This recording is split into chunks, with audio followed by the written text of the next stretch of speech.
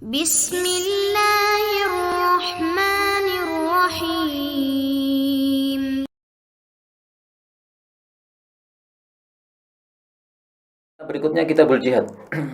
Jihad ini hukum asalnya adalah fardu kifayah, bukan fardu ain, berdasarkan dengan dalil kalam Allah Subhanahu wa taala di dalam surah At-Taubah. Allah mengatakan falaula nafara min kulli firqatin minhum ta'ifatul liyatafaqahu fid din. Tidak pantas seluruh orang beriman itu berangkat jihad. Hendaklah ada yang tafaqquh fid din. Karena agama Islam ini tegak dengan dua perkara.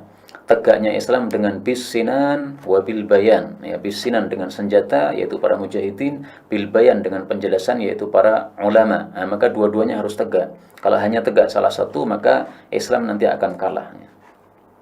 Tapi maka hukum asal jihad adalah apa? Fardu kifayah. Jihad menjadi fardu ain apabila tiga kondisi.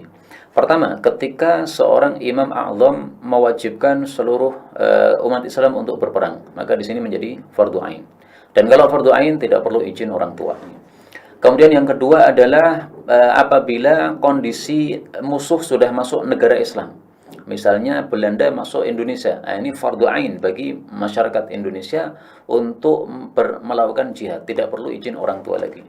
Kalau masyarakat Indonesia ini sudah mencukupi untuk melawan Belanda, maka umat Islam yang sebelah-sebelah Indonesia dari Malaysia dan sebagainya, ini sudah tidak wajib lagi untuk membantu jihad.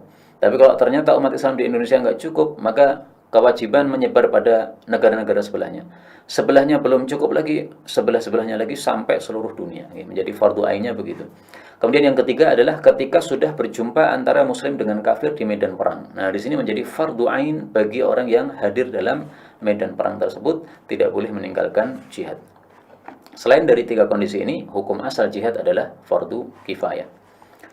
Al-haditsu tsalits wal arba'un, hadits 43, wa an Aisyah radhiyallahu anha qalat qultu ya Rasulullah 'ala an-nisa'i jihadun. Aisyah bertanya, wahai Rasulullah, apakah wanita ada kewajiban jihad? Qala na'am 'alaihin jihadun la qitala fih. Beliau mengatakan, iya, wajib atas mereka jihad yang tidak ada perang padanya, yaitu al-hajju wal umratu, haji dan umrah. Rawahu Ahmad wa Ibnu Majah wal lafdhu lahu wa isnaduhu sahihun wa asluhu fis sahih.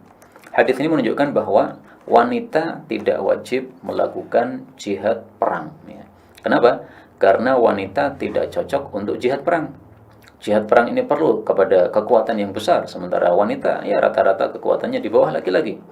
Kemudian yang namanya perang, kalau zaman dulu pakai pedang ya langsung bertemu begini. Ini menyebabkan terbukanya aurat, karena kalau dipenggal di pedang misalnya, kemudian bajunya terkena robek, ini membuka auratnya. Sementara wanita ini seluruh tubuhnya aurat kecuali tadi ya wajah sama telapak tangan saja. Nah, maka di sini Islam mensyariatkan bahwa jihad hanya wajib bagi laki-laki. Adapun perempuan, jihadnya adalah jihad tanpa perang fisik, yaitu adalah haji dan umrah. Dan ini menunjukkan kepada kita apa? Wajibnya umrah. Memang ada perselisihan pendapat di antara para ulama, apakah umrah wajib ataukah tidak. Sebagian mengatakan wajib, sebagian mengatakan tidak. Lah di sini Rasul sallallahu alaihi wasallam bersabda, "Alaihinna", wajib atas mereka jihad, yaitu haji dan umrah. Nah, berarti umrah wajib sebagaimana haji. Demikian juga yang mengatakan umrah wajib berdalil dengan kalam Allah dalam surah Al-Baqarah, wa atimmul hajja wal umrata lillah. Sempurnakanlah haji dan umrah untuk Allah, karena Allah. Nah, ini atimmu perintah menunjukkan apa? Wajib. Tapi kembali ke masalah ini, maka kesimpulannya adalah umrah adalah wajib menurut pendapat yang lebih sahih insyaallah taala ya. Adapun hadis yang jelas mengatakan umrah wajib, tidak ada yang sahih. Demikian juga hadis yang mengatakan umrah tidak wajib, tidak ada yang sahih. Semuanya apa? Dhaif atau mauquf. Kemudian dari hadis ini kita ambil pelajaran juga bahwa Islam menyamakan antara haji dengan jihad. Kenapa haji dengan jihad disamakan? Titik samanya di mana? Ketahuilah bahwasanya ibadah itu ada tiga macam. Yang pertama adalah ibadah badaniyah, ibadah dengan badan, misalnya salat. Yang kedua adalah ibadah maliyah, ibadah dengan harta, misalnya sedekah. Yang ketiga adalah ibadah badaniyah maliyah, ibadah yang dilakukan dengan badan tapi juga perlu kepada harta. Nah, dari sisi inilah haji dan jihad itu sama ya. Jihad tidak hanya fisik saja, perlu harta. Seseorang berangkat dari rumahnya ke medan jihad, perlu ada harta dibawa ya sebagai perbekalan, minimal kuda atau makanan yang dia harus makan 3 kali seharinya itu. Demikian juga haji dan umrah, tidak bisa dengan badan saja. Perlu ada makanan, perlu ada perbekalan.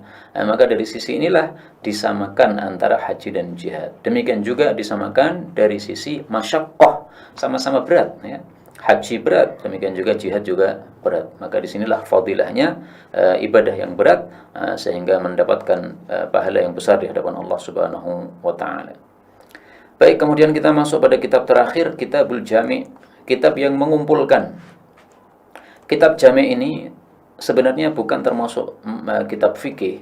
Karena itu dalam muqaddimah buku ini saya sudah menyampaikan ya, bahwa fikih itu sebenarnya ada 4 bagian. Pertama fikih ibadah, kemudian fikih muamalah yaitu jual beli, kemudian fikih usroh yaitu keluarga, yaitu nikah dan sebagainya, kemudian fikih jinayat.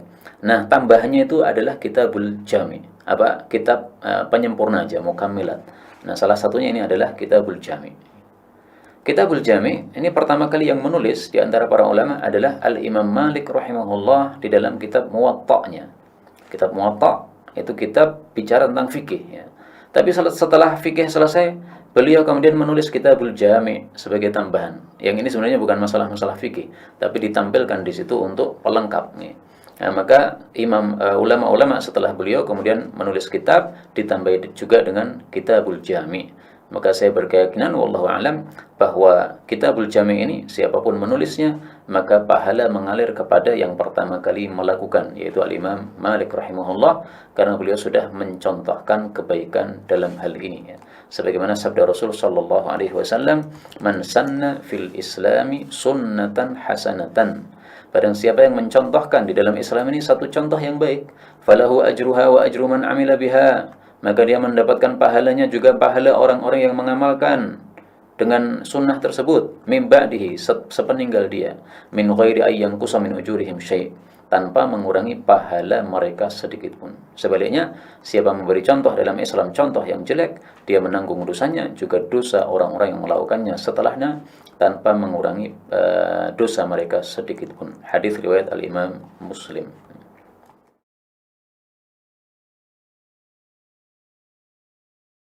تقبل منا إنك أنت السميع العليم وتب علينا إنك أنت التواب الرحيم. اللهم نحمدك حمدا شاكرين حمدا ناعمين حمدا يوافي نعمه يكافئ مزيدا. يا ربنا لك الحمد ولك الشكر كما ينبغي لجلال وجهك الكريم ولعظيم سلطانه. اللهم صل وسلم وبارك على رسولك الكريم نبينا محمد وعلى آله وصحبه أجمعين.